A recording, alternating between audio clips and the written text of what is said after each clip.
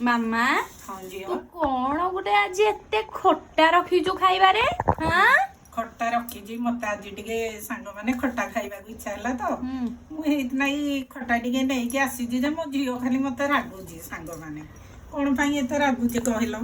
ପଖାଳ ଦେଖ ରଖିଛି ପୁଣି ଆଳୁ ସିଝା ସାରୁ ସିଝା ଆଉ ବଡି ପିଆଜ ଲଙ୍କା ତା ସହିତ ଦେଖ ଆମ୍ବୁଲ ପାଗ ତା ସହିତ ପୁଣି ମିକ୍ସଚର ମିକ୍ସଚରକୁ ଚେନାଚୁର କୁହାଯାଏ କି? ହଁ ଆଁ?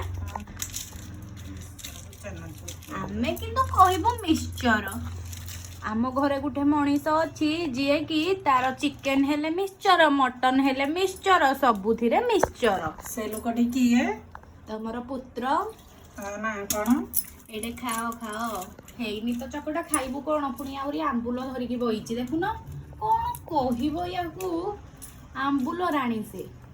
ଆମ୍ବୁଲ ରାଣୀ ତମ ନା ଆମ୍ବୁଲ ରାଣୀ। ଆଉ ପଖାଳ ଭାତକୁ ପୋଡା ପୋଡି ରାଣୀ।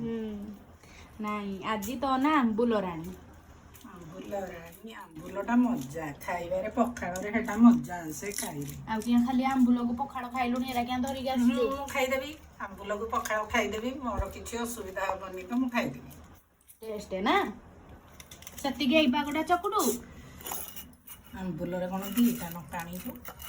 ଲଙ୍କା ସରିଯାଇ ଆମ୍ବୁଲଟା ଟିକେ ଠେକେରାଟା ତୋରାଣୀରେ ହାମ୍ପୁଡି ଦେଲେ ସିଏ କେଡେ ବଡ ସ୍ୱାଦ କହିଲେ ନ ସରେ। ଆମେ ଖାଇ ଦେଖ ପୁରା କଳା କରି ସାଇଲାଣି ପୁରା ଟେଷ୍ଟ ଅଲଗା ପ୍ରକାର। ଆଗ ଆମ୍ବୁଲ ଟିକେ ଚାଟି ଦେଲୁ। ଆଜି ଭାତଟା ପୁରା ବଢିଆ ବାସ୍ନା ଦଉଛି। ପୁରା ଆମ୍ବୁଲ ଟିକେ ଚାଟି ଦେ ଆଗ। ଦେଖନ୍ତୁ ସାଙ୍ଗମାନେ